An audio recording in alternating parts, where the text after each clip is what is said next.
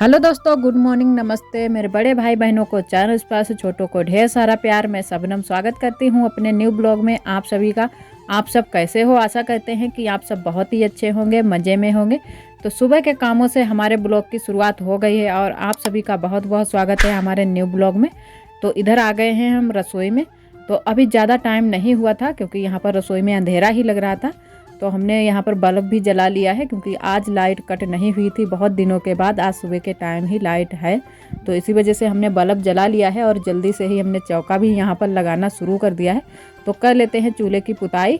और यहाँ पूरी रसोई में आज हम चिकनी मिट्टी से पुताई कर देंगे, तो यहाँ पर साफ़ सफाई हो जाएगी। जो हमने पहले यहाँ पर टाइल बना रखी थी वो भी पूरी तरह से बिगड़ गई थी, तो इसी वजह से हमने कहा आज चिकनी मिट्टी से पूरी रसोई में पुताई कर देते हैं। और उसके बाद में किसी दिन अगर टाइम मिल जाएगा तो यहाँ पर लिपाई कर देंगे, क्योंकि लिपाई पुताई हो जाती है रसोई की तो अच्छा लगता है, रसोई भी अच्छी लगती है और खाना आना बनाते भी अच्छा लगता है जब जहाँ पर साफ़ सफाई हो।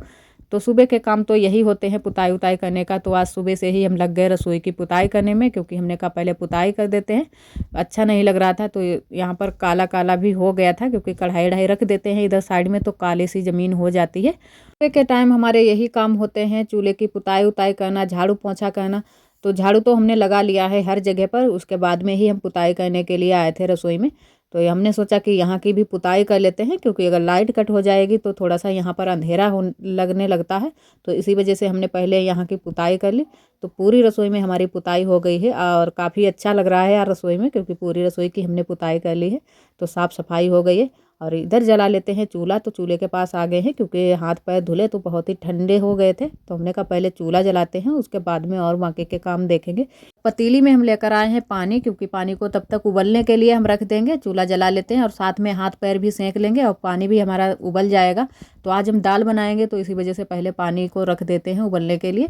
और दाल बनाएंगे आज मिक्स वाली, तो 2 दाल मिक्स करके बनाएंगे, चने की दाल और उड़द की दाल। तो उसको हम बोलते हैं, हमारे यहाँ बोली जाती है दाल क्यूटी की दाल, तो वही हम क्यूटी की दाल बनाएंगे। मिक्स वाली दाल अच्छी लगती है, बहुत ही अच्छी लगती है, सबको पसंद भी है हमारे यहाँ, सारे लोग बहुत ही मन से खाते हैं। तो इधर इसको पानी को रख देते हैं उबलने के लिए। और पतीली की जो नीचे की साइड है उसमें हमने राख लगा ली है, जिसको हमारे यहाँ बोलते हैं रखिया लिया है। तो वही जो हमने पतीली को जो नीचे की साइड में काली काली सी थी, जब हम लोग दूध रखते थे तो काली हो गई थी, तो इसको हमने इस टाइम में पूरा साफ़ कर लिया है अच्छे से। तो थोड़ा बहुत ही अभी काला रह गया है, तो इसी वजह से हम इसको बिल्कुल साफ़ कर रहे हैं। तो थोड़ी सी राख लगा ली है, तो इससे काली नहीं होगी पतीली और मेरी जल्दी से छूट जाएगी। तो ऐसे ही हम लोग बर्तन चढ़ाते हैं ज़्यादातर गाँव में। तो वही हमने राख लगा ली है नीचे की साइड में। चाहे अब कितना भी हम इसके नीचे जलाएं तो हमारी काली नहीं पड़ेगी पतीली और अच्छे से साफ़ हो जाएगी जल्दी से। और दाल भी हम लेकर इधर आ गए थे, तो दाल को बीन लेते हैं। और उड़द की दाल है और चने की दाल है, तो दोनों दालों को बीन लेते हैं, उसके बाद में हम बनाएंगे। तो कई बार हम बना भी चुके हैं, आप सभी को दिखाया भी है। तो ये वाली दाल पसंद है सबको, तो इसी वजह से हम कहते हैं चलो कुछ ना हो सब्जी बनाने के लिए तो दाल को ही हम बना लेते हैं। दोनों दालों को हमने पतीली में डाल दिया है, तो तब तक हम दाल को पकने के लिए रख देंगे। और ये पतीली में है ना कि जल्दी से बन जाती है दाल, क्योंकि इसमें थोड़ा सा ही मुंह इसका खुला हुआ है, बहुत ही अच्छे से आंच लगती है, तो जल्दी से ही दाल बन जाती है। और थोड़ा सा डाल दिया है नमक, क्योंकि नमक ही सिर्फ डालेंगे, हल्दी नहीं डालेंगे। और बाद में 1 मिर्च से हम छौंका लगा देंगे दाल में। तो दाल तब तक हमारी पक रही है। और इधर हम आटा भी लेकर आ गए थे, तो आटा तब तक हम बना लेते हैं। और एक सिस्टर ने हमारे कमेंट किया था कि दीदी आपकी जो ननद हैं वो नहीं काम कराती हैं। तो ऐसा नहीं है सिस्टर, क्योंकि वो भी काम कराती हैं हमारे साथ में। जब भी उनको टाइम मिल जाता है वो हमारे साथ में खाना ना बनवा लेती हैं, तो हम लोग साथ में ही मिलकर कर लेते हैं काम। लेकिन वो जैसे अड्डे उड्डे की कढ़ाई में ज़्यादा लगी रहती हैं, तो इसी वजह से उनको कम समय मिल पाता है। और हम घर के काम संभाल लेते हैं, जो भी हमारा खाने आने का काम होता है और जो लिपाई पुताई का, ये सारे घर के जो भी काम होते हैं झाड़ू पोछे के, वो सारे काम हम संभाल लेते हैं। क्योंकि जब हमको टाइम मिलता है तब हम अड्डे की कढ़ाई करते हैं, क्योंकि ज़्यादा हम अड्डे की कढ़ाई नहीं कर पाते हैं, तो इसी वजह से वो ज़्यादा अड्डे की कढ़ाई कर लेती हैं। और जो भी हमारे थोड़े बहुत बाहर के काम होते हैं वो भी वो कराती रहती हैं। कई बार आप सभी ने हमारे वीडियो में ये भी देखा होगा कि वो साइड में ही बैठी रहती हैं, क्योंकि वो वीडियो में हमारे आना नहीं पसंद करती हैं।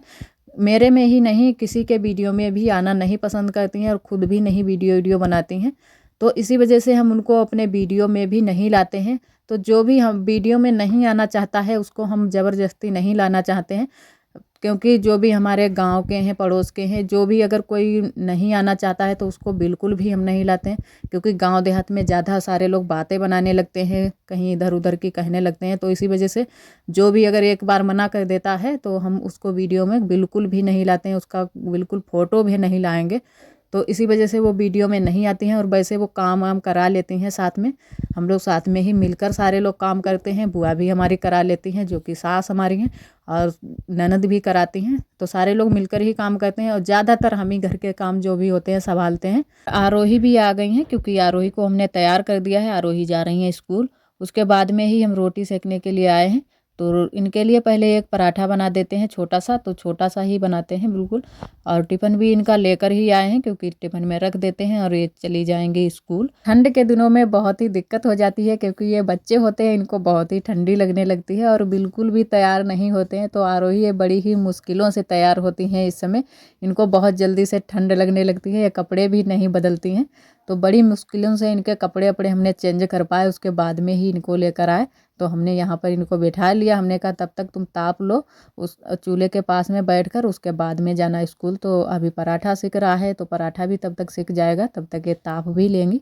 और इधर हम बातें भी करते जा रहे थे, क्योंकि आरोही ये बातें बहुत ही करती हैं जब तक बैठी रहती हैं।